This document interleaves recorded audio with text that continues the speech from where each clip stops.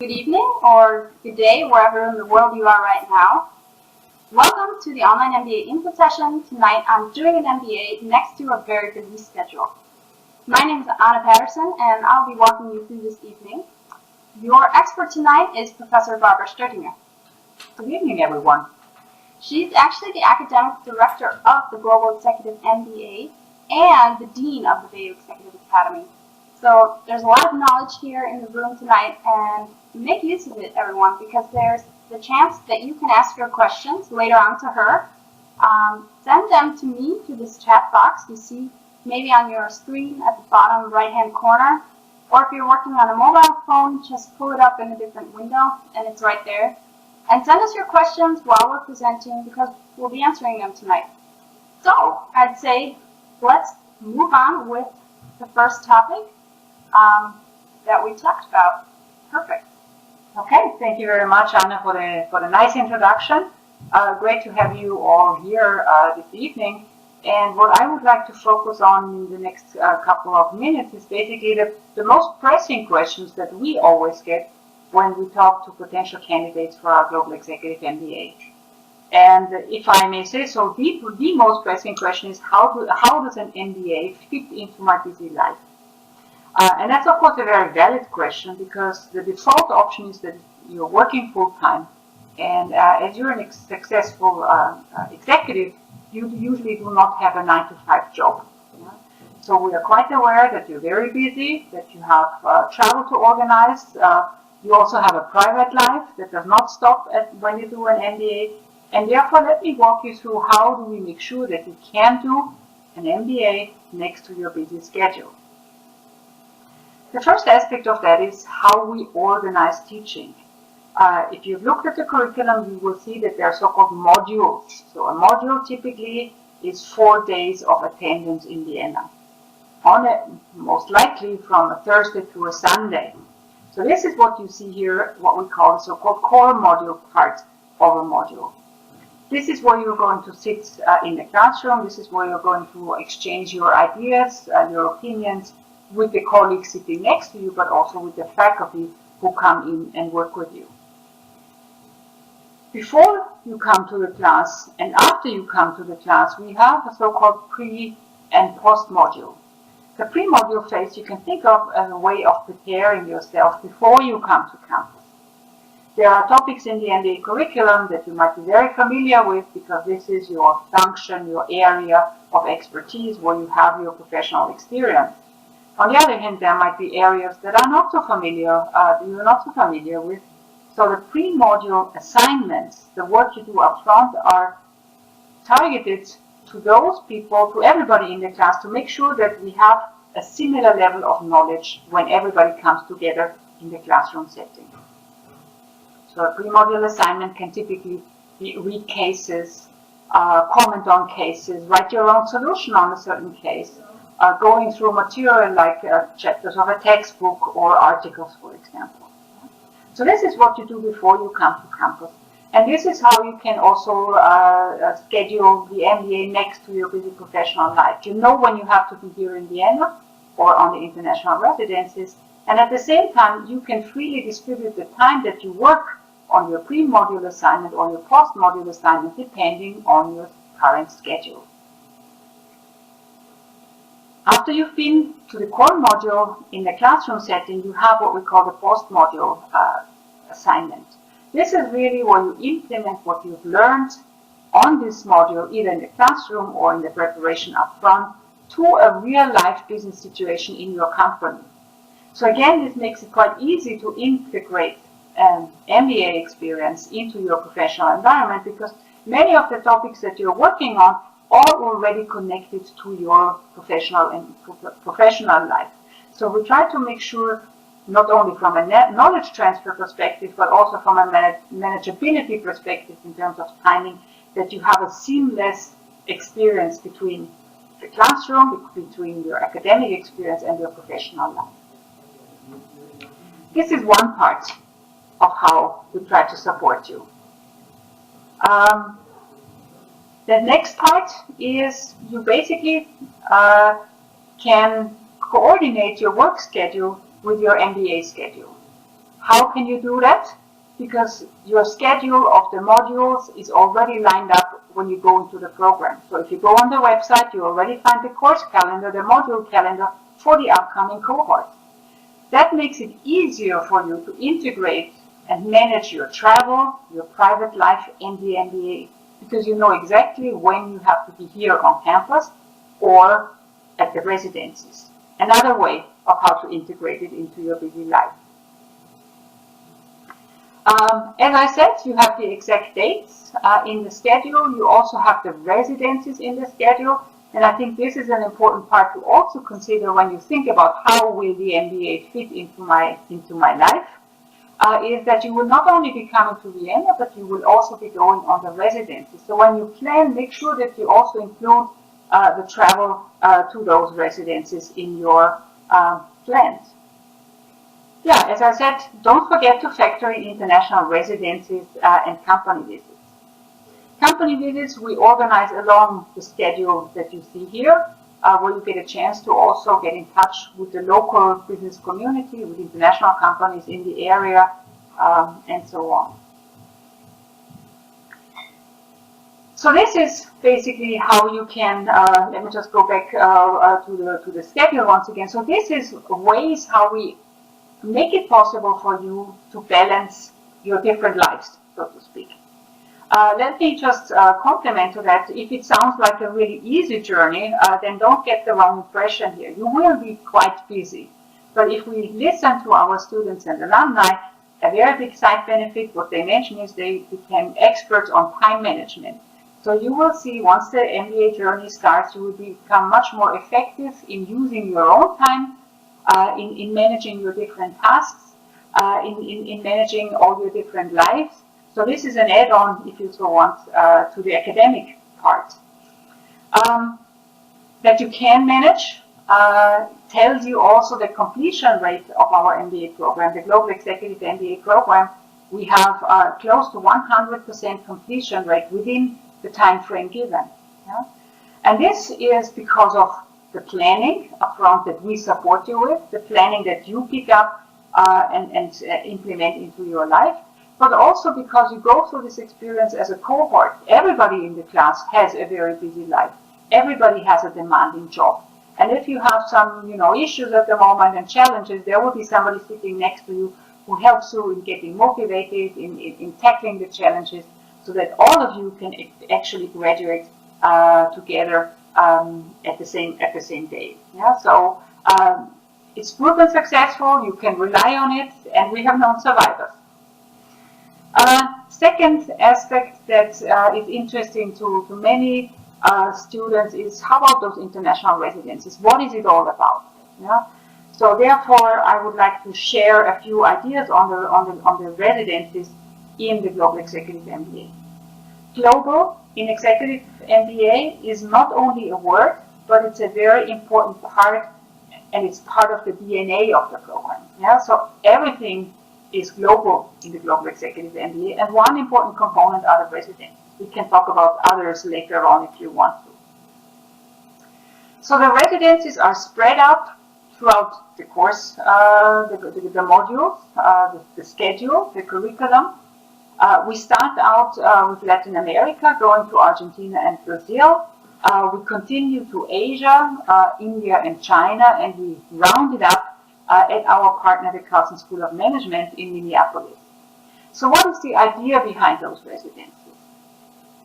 In the curriculum of the Executive MBA, you will look at many different topics, business essentials from a leadership perspective, because this is what you try to ultimately reach, is become a leader of a business unit, of a country, of a company, of your own company.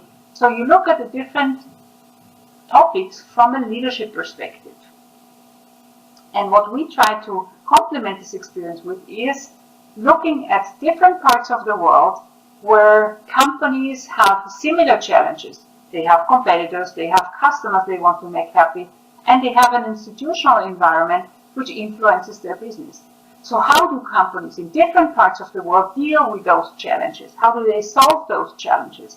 Yeah, what approaches would you have to take if you want to do business in that part of the world?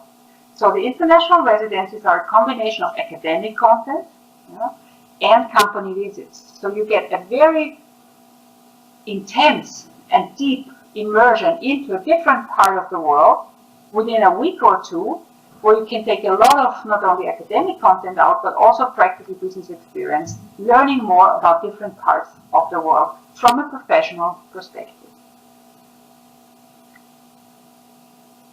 Yeah, when I talk about international, let me just extend that perspective a little bit from the residencies. And when I said global is part of our DNA, another aspect where you see that is in the so-called global team project. It also ties very nicely well to the first point that we addressed, how to manage an MBA next to a busy life. Because you will have to write a master thesis, but the master thesis is a collaborative project where you work together with colleagues from the Vienna universe, so to speak, colleagues who you are going through with your cohort, but also with colleagues who do their executive MBA at the Carlson School and at Lingnan College in China. So you will be together in a very international environment with colleagues from Vienna, the US, and China, working virtually, because you only meet each other at the day of the presentation, on a global business challenge. That can be a challenge that your company is facing, that can be a company challenge of any other participant in your group, or you can come up with your own idea. So we had groups already work on startups, successfully implementing that later on in real life. So there is really no boundary to your efforts and enthusiasm. Yeah? But again, it implements the master thesis that is part of an academic program into your professional environment, into a setting where you can also maybe take something out for your company, for yourself, and learn as you go along. Yeah, what else would I like to share? We talked about how to implement an MBA in your life. We talked about this global aspect as part of a DNA. One question that usually also comes up is the issue of return on investment. So what is this experience giving me? Yeah? So you're all very successful executives and professionals, so this is a very obvious question. If I invest so much time and money, what is the outcome? And I want to highlight that along several aspects, yeah, and also what we do to support it. So if we think about, and I have some facts to substantiate what I'm saying right away, I think what you get out of the MBA definitely is the network aspect. Yeah, we don't talk about content. Of course, this is why you go into an MBA in the first place. You want to learn more. That's what I would assume.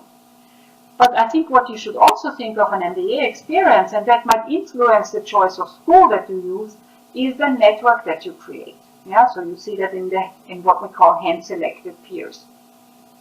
At this level, you do not only learn from the people in front of you, the professors, of course, but you also learn from each other, because you will be sitting in class with probably 30 to 40 individuals from different countries, different companies, different industries, different functional backgrounds, and you will be going through this journey of 16 months together. So you will, I'm pretty sure, never ever in your life have the opportunity to establish such a profound and diverse and deep professional network than you get it during the MBA. Yeah? So this is one of the benefits. The second thing, an MBA is a career boost, can be a game changer for your professional environment. We know that, we've seen that, and we support you along the way with what we call the so-called Career Accelerator Program. Driving a career forward depends on three aspects. Knowing why.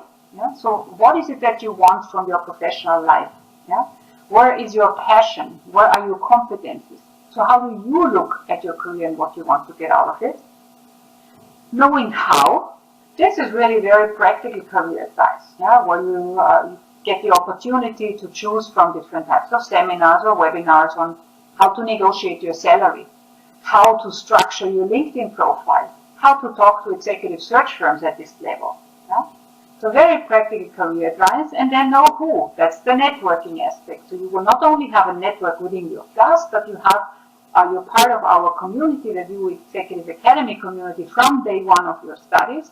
We will link all sorts of different events to your curriculum, where you get a chance to meet alumni, you get a chance to meet students from other programs to broaden your network. Because what we've seen also in the past is that job referrals, recommendations, the next job very often comes from your peers. Yeah? They know you, they have worked with you, yeah? They know what you're good at, and they have probably a good idea of who could be that person in their company to take this job. Yeah? So these are all different aspects how we are going to promote your career if you choose to do so. Yeah? So these activities are really based on what you take out of it, yeah? And whether you take this offer as an opportunity.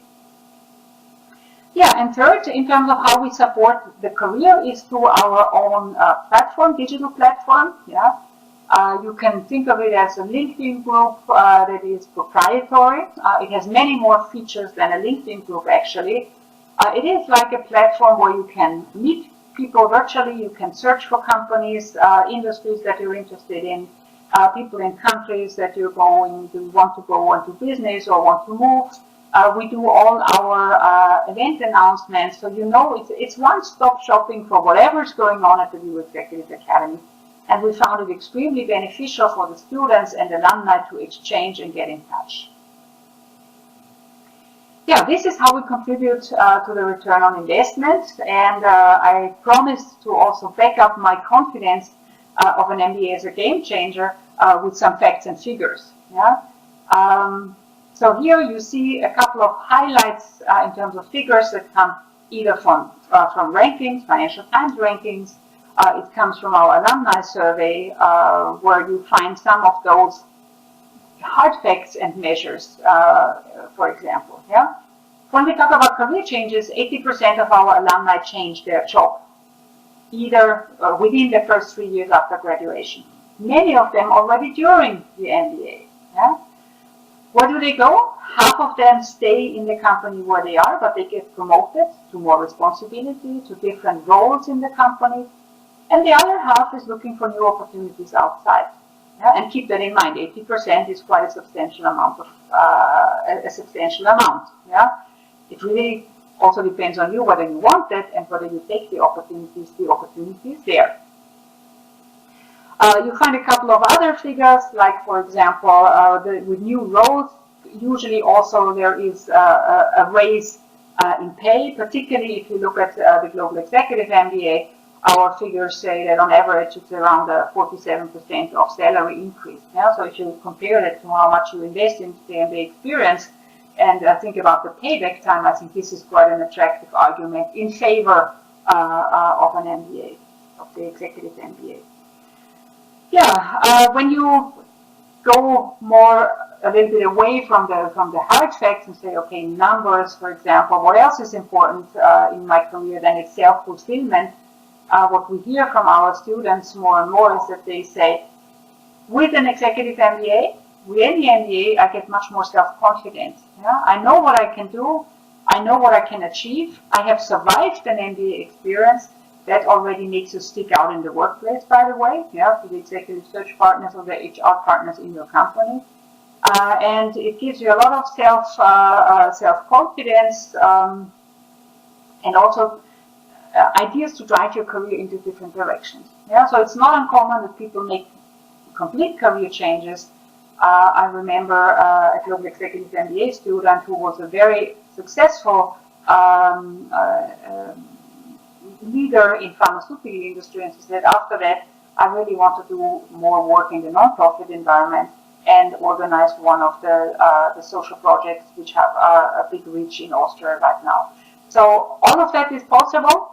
An MBA, an executive MBA in particular, is a game changer if you want it to be that way, and we are here to support you. Yeah, with that, let me just summarize the key facts on the program. This is something that you may have seen when you did your homework on the Global Executive MBA. On average, we look at cohort sizes around 40 people. It takes 16 months. It's a double degree program. I think that's another really great benefit. So you get a degree from a very well-established European university, but also a very well-established US university. So really, that gives you a global perspective on not only content-wise, but also career-wise. Yeah? making it possible to access the labor markets in both regions of the world. You also find a few facts on the target group, on average 37, with quite substantial experience, and you see all this experience also reflected in the rankings. When you look at a Financial Times ranking or QS ranking, we always stand out by international diversity, yeah? And we also stand out by experience of our students, and that's important because don't forget that's what you share and what you get in the classroom. Yeah, 71% of our students come from countries outside of Austria, and you usually would have in a cohort, typically cohort of 20 or 40 participants, around 20 different nationalities. So again, think of what I said, global is part of our DNA. You see it in the students, you see it in the curriculum, you see it in the degree that you get. So it really transcends all the things that we do, because we strongly believe in that this is going to prepare you excellently for the future. Yeah, in a nutshell, you find what I just summarized or tried to highlight. I think an MBA has lots of benefits. Yeah, we can talk more in detail about it, also about things like application and whether you would fit into the program or not. Before I ask Anna to come back with your questions, let me just mention very briefly, we are here to support you in your MBA decision. Of course, at the end of the day, we hope that you decide for the new Executive Academy, but for us, it's important that you make the right decision. Yeah? How do you make the right decision? You talk to a lot of people. So therefore, we give you the opportunity to talk to our staff. So it's the program manager, first and foremost, who's been with the program for many, many years. He knows the students and now graduates, their different career trajectories, what they got out of it. He is also the person who can connect you to students and alumni. So if you say, I want to meet somebody from my country, from my industry, the company I work for, yeah, this is also something that we can facilitate, put you in touch with those people, and you ask them firsthand of how to survive an MBA journey. We can also look at your CV up front. Yeah? We know that the application, the formal application process is needs quite some effort. You need recommendation letters and so on. So before you're not 100% sure, yeah, whether this is the right program, you can send us your CV. We look at it. We give you consulting in terms of what we see in your profile. Is it the right time for you right now? Would a different program suit better to your career objectives or whatever it is? So please do call on us. Yeah? We have multiple opportunities. You can visit us on campus. You can sit in modules if you want. Yeah? So there are multiple opportunities to experience an MBA, to learn about an executive MBA at the VU Executive Academy. So do take advantage of that to make your decision. Yeah, with that, I'm looking forward to many of your questions. Anna, I see, has prepared quite a list for me. Indeed, I have, because our first question coming in already from Katharina is about the next step. And concretely, that means how does the application process actually work? Mm-hmm. As I mentioned, there is a stage before the official application, yeah, where you have all sorts of opportunities to get in touch with us. Mm-hmm. If you decided that you want to apply for the program, then you find an online package with whatever is needed for us to make our decision. Yeah? In terms of documents, it would be your CV. Okay. It would be your academic references in terms of the bachelor degree that you have completed, any other academic degree that you have completed. And you need 2 letters of references from whom. One should be a person that's been your direct superior. Yeah? So we want to see what people who you have been working for have to say about you. And then you choose somebody else who can give you a reference. And we want a letter of motivation. Yeah? So we want to know from you, why do you want to do an MBA? And why does it have to be this one? Okay. And once you've submitted that package, we screen the documents, we check the formalities, and then you would usually be invited. If we think that you would be a great candidate, you would be invited to an interview on campus, where we usually interview you in a team of 2 people, either the program manager and myself, or an alumnus or alumni and myself. So we take turns in those teams. And what types of questions are usually asked in these interviews? So I have to disclose all my secrets now, Anna. But basically what it is, as I've mentioned before, for us it's important that we get the right students. And the right students are those who have something to share because of their experience, who are willing to share. Yeah? So you should, should be able to hold conversations in English and be willing to share your experiences.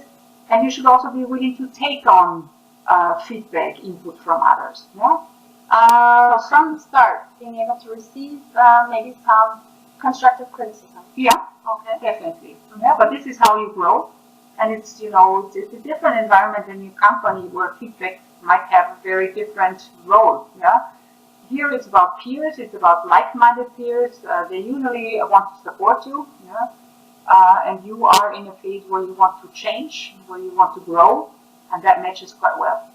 Okay. All right. Well, Catalina, I hope that answers your question. Professor Stocking, you had mentioned there's a reference letter requested from someone you've worked for.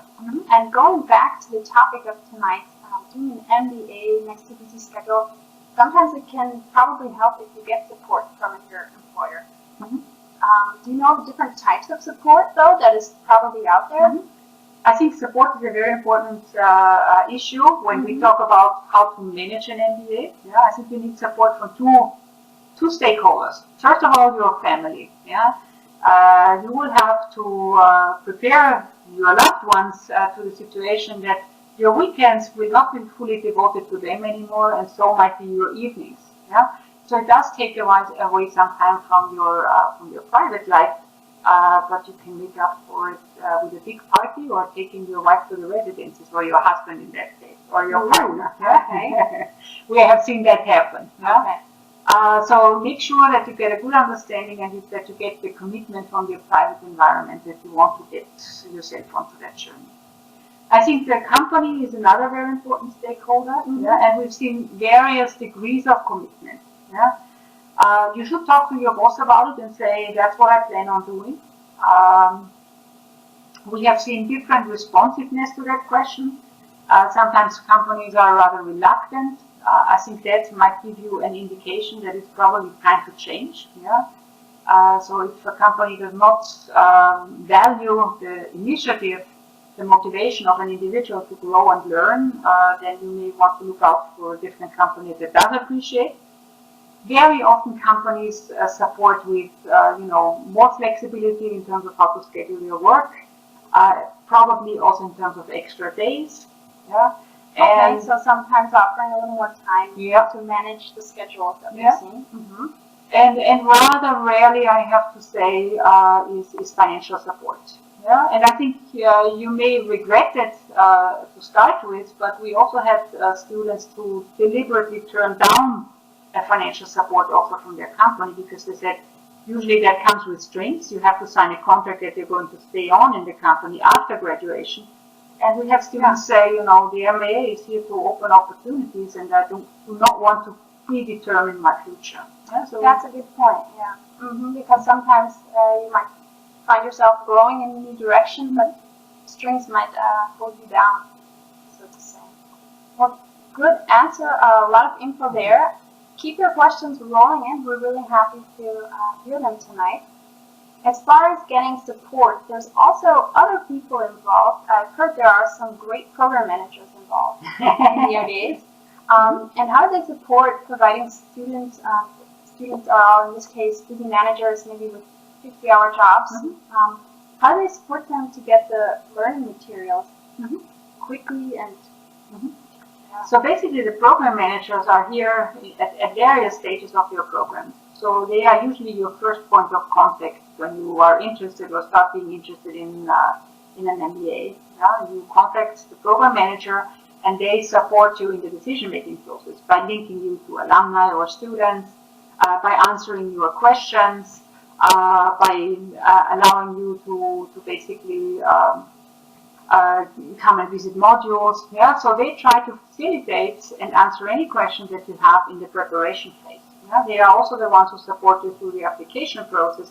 And then one of their most important tasks is to make sure that all the organizational details, the operational details around the MBA curriculum at their place. Yeah? So they're linked to the faculty, collecting the material, making sure that it's uploaded on our electronic platform on time.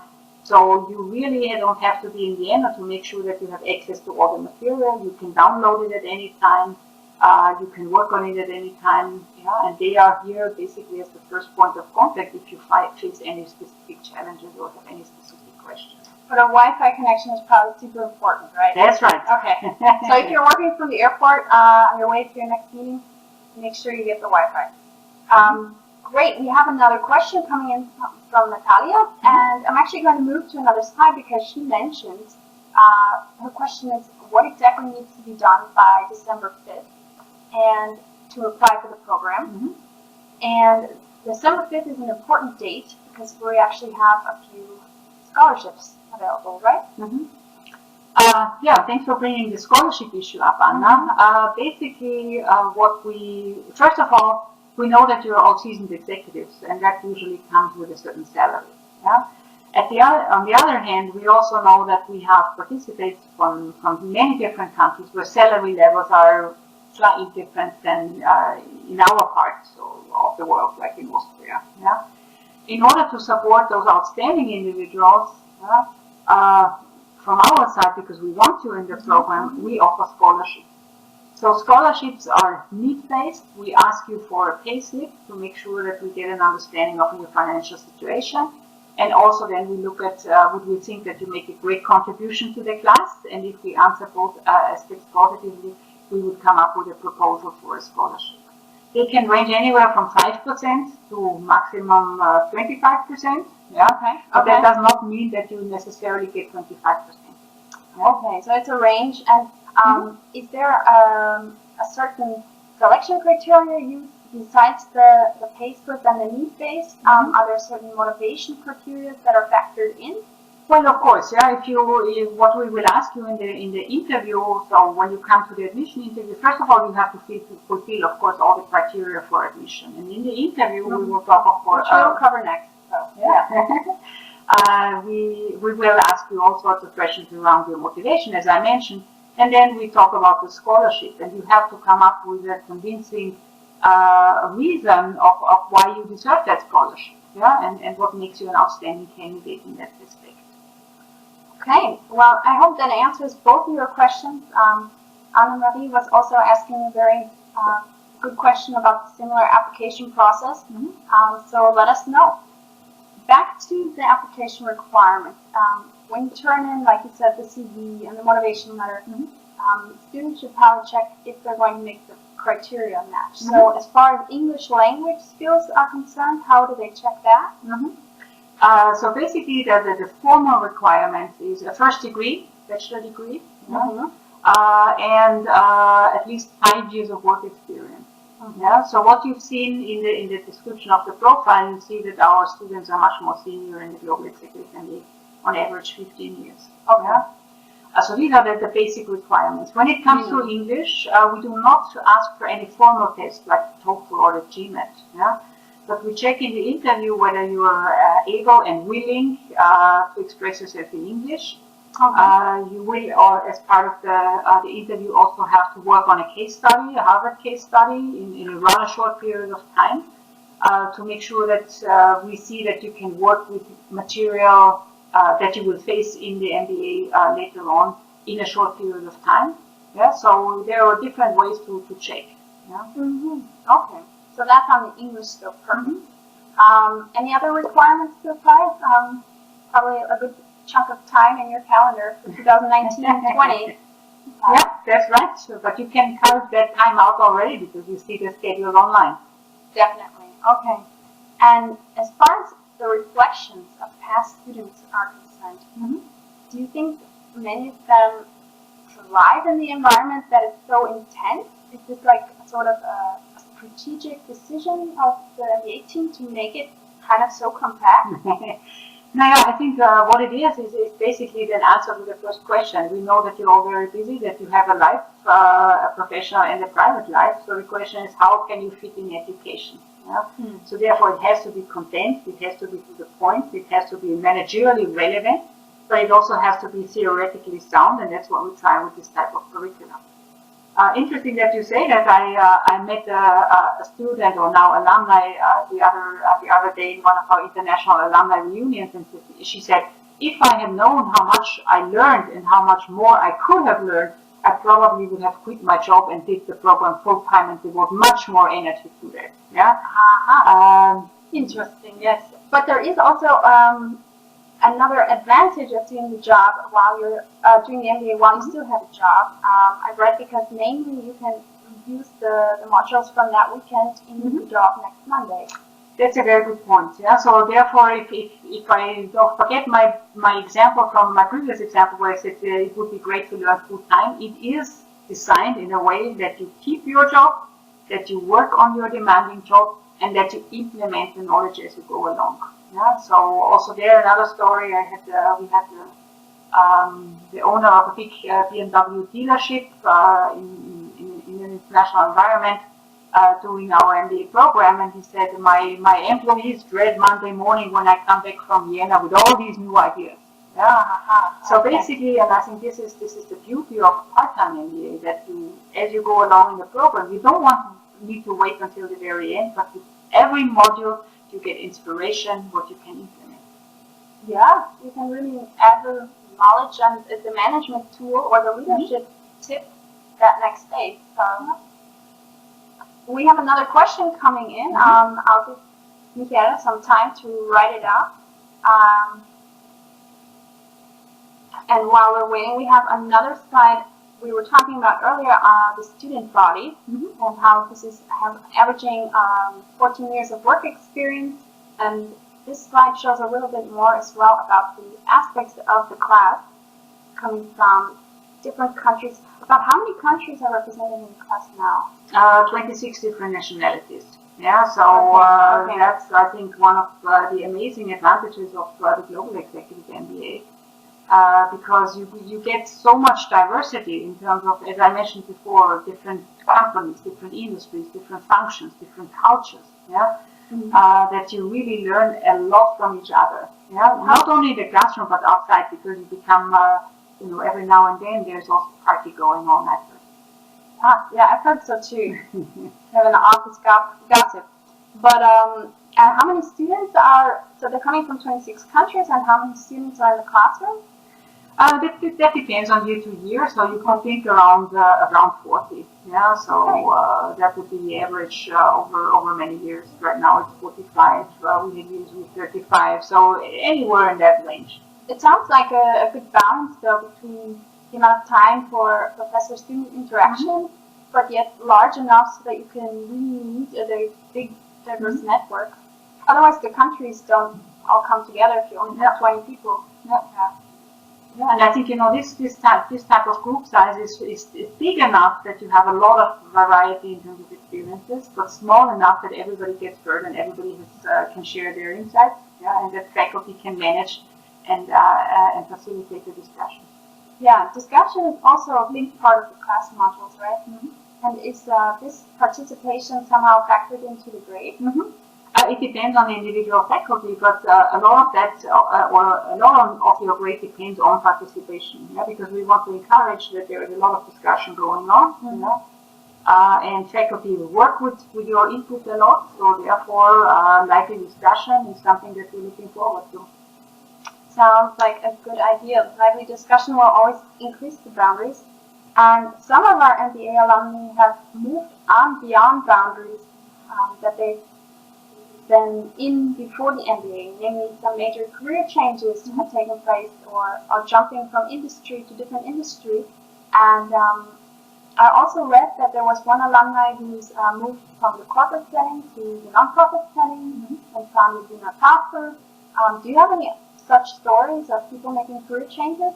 I think the one that you mentioned as last one, moving from the profit to the non-profit sector, happens, but it's probably not the most common case. Yeah? What we see is that basically, as I mentioned before, our alumni or students and alumni move up in ranks in their existing company or move to companies related to the industry. Yeah? Also, industry changes are possible. Yeah? So also we've seen that happening. So there are really no limitations to what you can do. That's good. Yeah, no limits. And if you're interested in what's going on, then check out the website. We have a section on career stories, so you'll find what our alumni have been going through with the MBA experience, what happened afterwards, what they took out of it.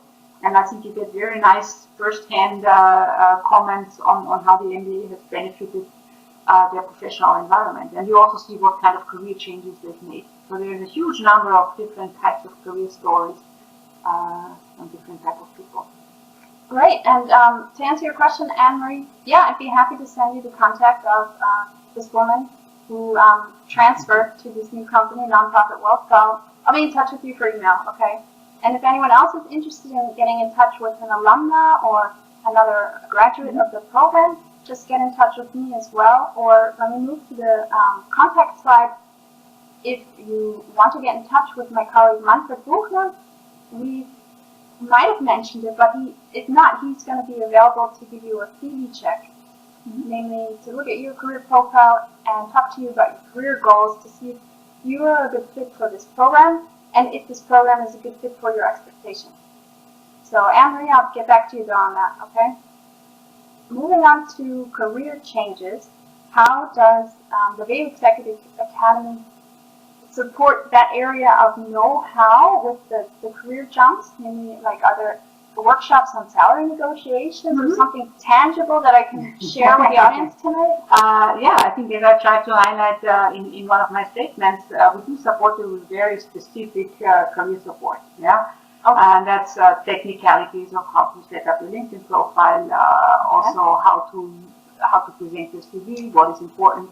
We also bring you in touch with executive search firms or companies that are recruiting at the moment. Yeah, like whom? Well, I don't want to mention any names right now, but they would be in pharmaceutical, they would be in banking, and that really depends on the specific situation. Yeah, the jobs that you are in and that you aspire for are not the jobs where there are 15, 20 jobs out there at the moment, but they are handpicked and hand-selected.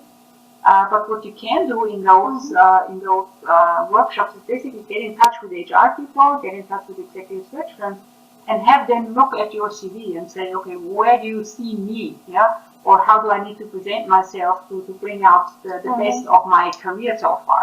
Yeah, so there are basically lots of different tools that help you take the next career step. Yeah. Okay. Good. So that there's a lot of tools, and probably some are online. I mean, we might have people tuning in from other parts of Europe. Or, yeah. Okay. So basically, what we try to do is to link many of them to modules. Yeah. So that when you're in Vienna, we would have an evening event on the career topic or anything else. Yeah.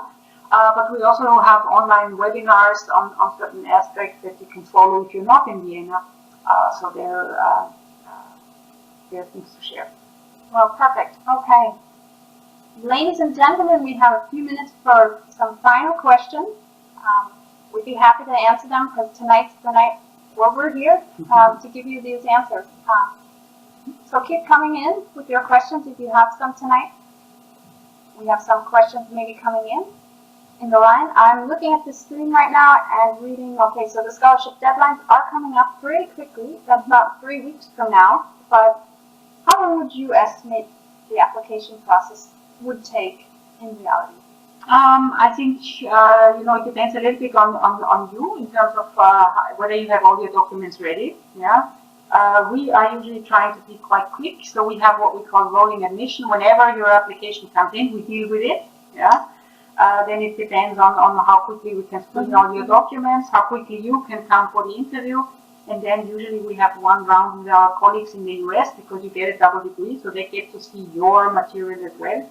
And then you come up with a joint decision. Yeah, but as I said, it's rolling admission, so I would say within a 3-week period, something like that, you should be fine and know an answer. And you know an answer, and you can plan your next 16 months. So it sounds like a good idea. Quick question coming in from the audience. Would this application fee cover the flight costs when going on the international residency? Not a stupid question at all. We get it all the time, and the answer is no. Yeah. So what is covered in the tuition fee is everything that happens in terms of academic content. So the faculty that teaches, the company visits, the logistics to the company visits. Yeah.